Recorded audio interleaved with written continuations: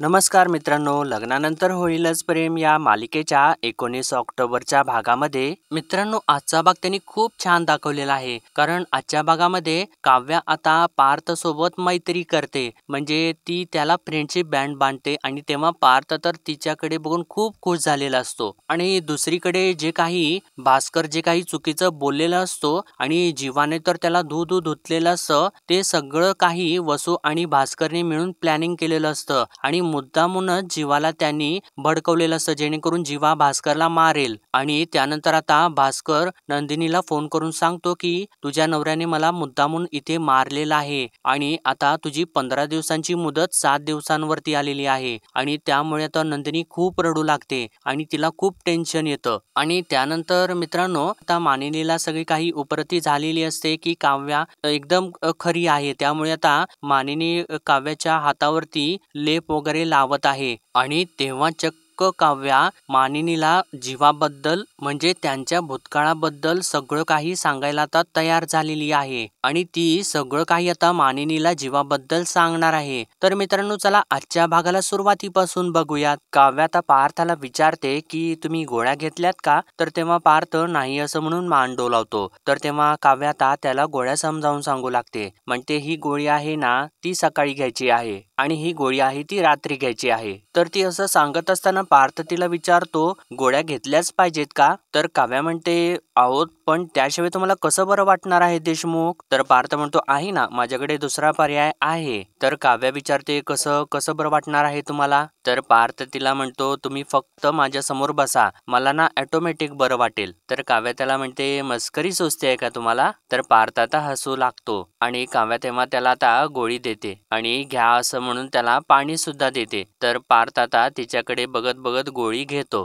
तर काव्या आता त्याला म्हणते आज ना परत तुम्हाला पहिल्यासारखं हसताना बघून ना फार बरं वाटलं देशमुख, नाहीतर ना सतत माझ्या डोळ्यासमोर एकच चित्र झालं होतं. मी आगीत अडकलेली आहे, तुम्ही मला वाचवायला आलेला आहे आणि तो जळता निखारा तुमच्या अंगावरती पडला आणि परत असा वेडेपणा करू नका हा देशमुख. तर पार्थ तिला म्हणतो वेडेपणा करू नका, अहो तुमच्यासाठीचा वेडेपणा होता तो. तुम्ही आगीमध्ये बेशुद्ध पडला होतात आणि मी लांबून बघायचं होतं का? आणि ते जाऊ द्यात, पण तुम्ही तेव्हा मोबाईल घरामध्ये ठेवून बाहेर का गेला होतात? आणि बेसिकली तुम्ही घर सोडून का गेला होतात? असं त्यानं विचारल्यानंतर आता काव्याला तो क्षण आठवू लागतो ज्यावेळेस मानिनी तिला म्हणालेली असते की एकदाची ना त्याच्या आयुष्यामधून तू निघून जा, मग मी ना त्याच्यासाठी त्याच्यासारखीच मुलगी शोधून काढेन. आणि तेव्हा काव्या तिला म्हणालेली असते की मी तुम्हाला इथून जायला निघायला हवी आहे ना, हे घ्या मी निघाले असं म्हणून ती घराच्या बाहेर पडलेली असते. आणि तेव्हा आता पार्थ तिला थोडासा विचारातून बाहेर काढतो आणि परत विचारतो बोला ना काव्या. तर तेव्हा काव्या आता विषय बदलते, म्हणते जाऊ द्यात ना देशमुख, काल जे काही झालं ना ते मला आठवायचं सुद्धा नाही, आता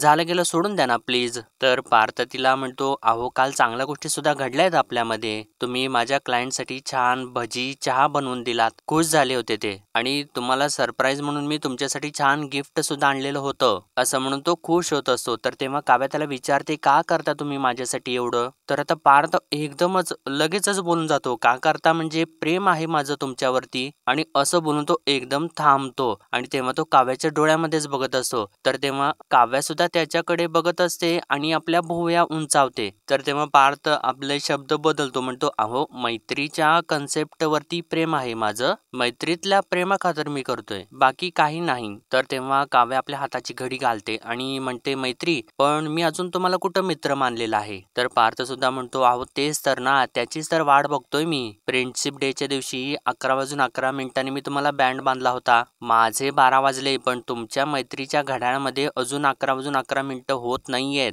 वाट बघतोय हा देशमुखांचा आर्किटेक्ट बोका, ही फिसकारलेली मांजर कधी माझ्या बरोबर मैत्री करेल. तर तेव्हा काव्या एकदमच त्याला म्हणते आता अजून काय सिद्ध करायचं बाकी आहे? तर पार्थ म्हणजे काय असं तिला विचारतो. तर काव्या आता म्हणते ही फिसकारलेली मांजर आता आर्किटेक्ट बोक्याबरोबर मैत्री करणार आहे, तेही आत्ता, असं ती हसत हसतच त्याला बोलते. तर तेव्हा पार्थ तर एकदम खुश होतो आणि विचारतो काय काय म्हणलात तुम्ही, खरंच का? तर काव्या म्हणते अगदी खरं, आणि ती फ्रेंडशिप बँडच हातामध्ये घेते आणि पार्थला म्हणते वाजले देशमुख, आपल्या माझ्या घड्याळामध्ये ना फ्रेंडशिप बँड फ्रेंडशिपचे 11 वाजून 11 मिनिटं वाजले आणि पार्थ तर इतका खुश झालेला असतो. तर काव्या त्याला म्हणते, आजपर्यंत ना माझ्यासाठी तुम्ही खूप काही केलेलं आहे, मग मी साधी मैत्री नाही करू शकत का? असं म्हणून त्याला आता ती हात पुढे करायला सांगते. आणि तेव्हा काव्याच्या हाताला तर एका हाताला भाजलेलं असतं आणि त्यामुळे काव्या त्या हाताने तर त्याला फ्रेंडशिप बँड बांधू शकत नाही. आणि तेव्हा पार्थ आपला एक हात घेतो आणि काव्या आपला एक हात घेते आणि दोघे मिळून ते फ्रेंडशिप बँड पार्थच्या हातामध्ये बांधतात. आणि तेव्हा ते दोघे सुद्धा गालातल्या गालात हसत असतात. आणि त्यानंतर आता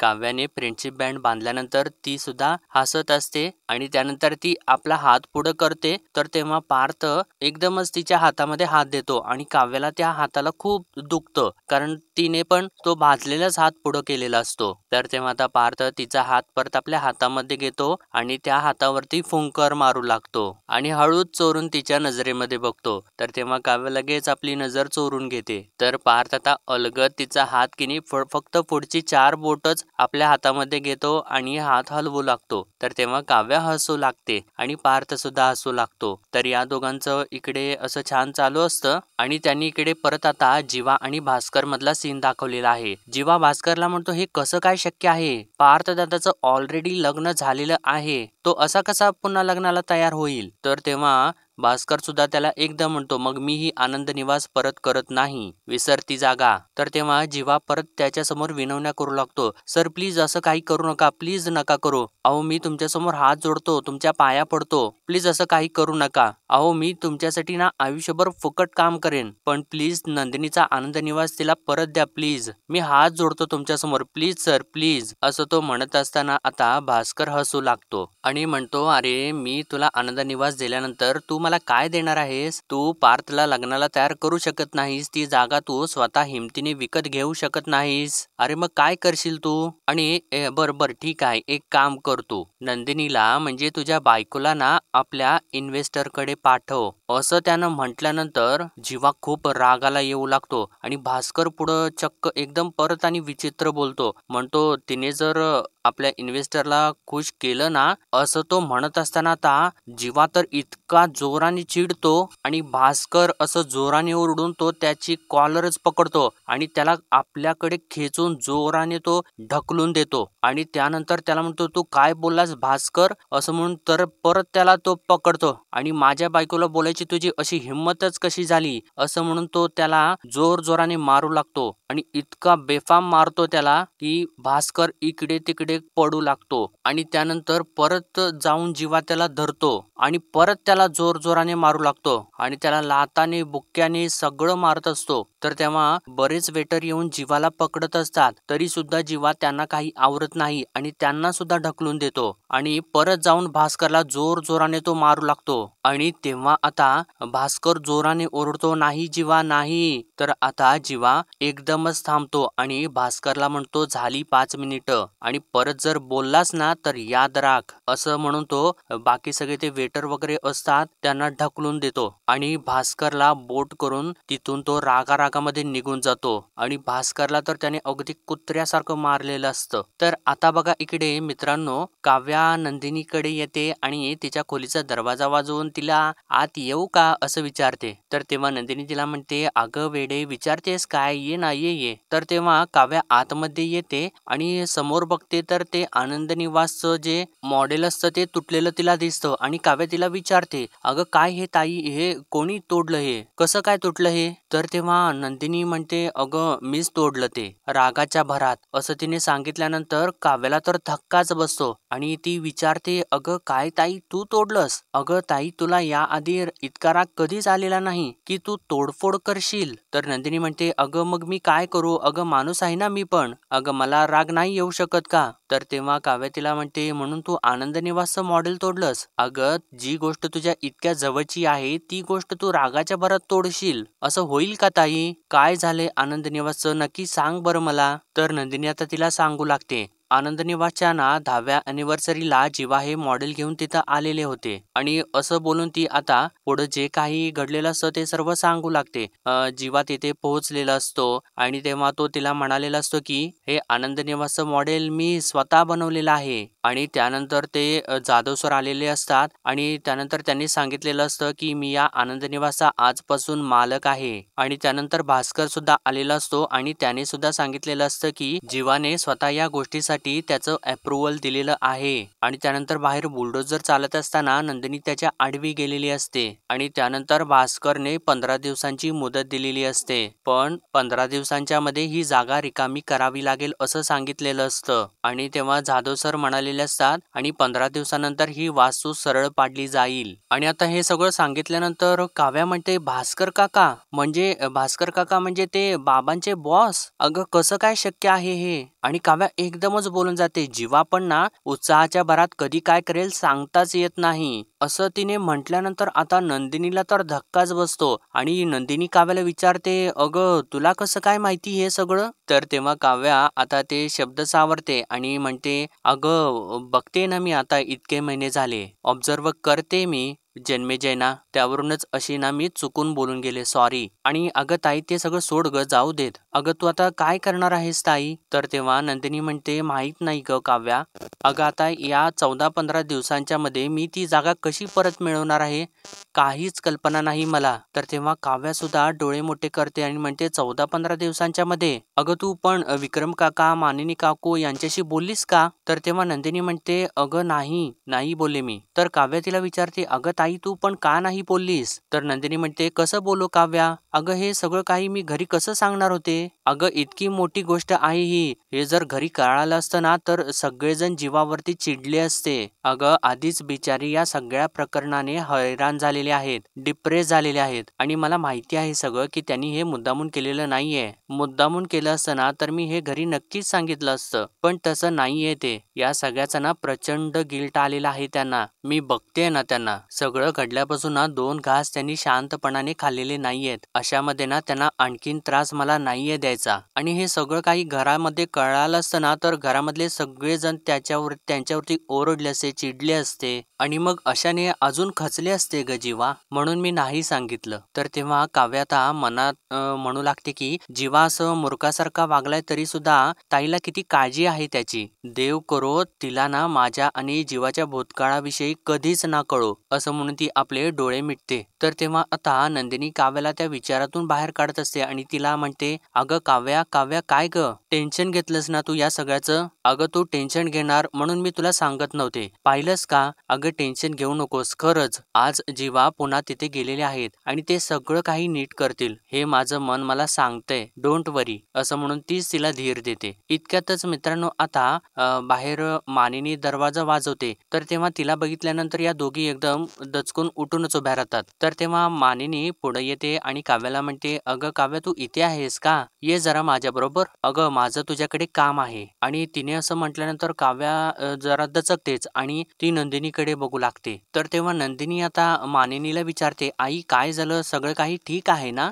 नाही अचानक तुम्ही काव्याला घेऊन जाताय कुठे. तर तेव्हा मानिनी तिला म्हणते अगं अशी अचानक मी नेऊन कुठे नेणार आहे तिला. काळजी करू नकोस मी काय खाऊन टाकणार नाहीये तुझ्या बहिणीला असं म्हणून ती आता काव्याला तिथून घेऊन जाते. तर तेव्हा नंदिनी मात्र काळजीत पडलेलीच असते. तर इकडे आता परत त्यांनी वसू आणि रम्यामधला सीन दाखवलेला आहे. वसू आता बुद्धिबळ खेळत बसलेली असते. इतक्यात रम्या तिथं येते आणि तिला म्हणते अगं बसलीस का तू परत एकटीच खेळत. अगं हे असं करून तुझा प्लॅन वर्क होणार आहे का. नक्की होणार आहे का नाही. कारण तू म्हणाली होतीस की जीवा आणि नंदिनीमध्ये मोठा भडका उडेल पण तसं तर काहीच दिसत नाहीये. तर तेव्हा वसू तिला म्हणते अगं रम्या प्लॅन वर्क सुद्धा झाला. जीवाने भास्कर वरती हात उगारला. तर ते ऐकल्यानंतर रम्याला धक्काच बसतो आणि ती धक्क्याने काय असं तिला विचारते अगं आई खरंच असं झालेलं आहे का. अगं मला वाटलं होतं की तो भडकेल ओरडेल चिडेल पण त्याने चक्क हात उगारला. तर तेव्हा वसू म्हणते अगं तेच तर अपेक्षित होतं ना रम्या.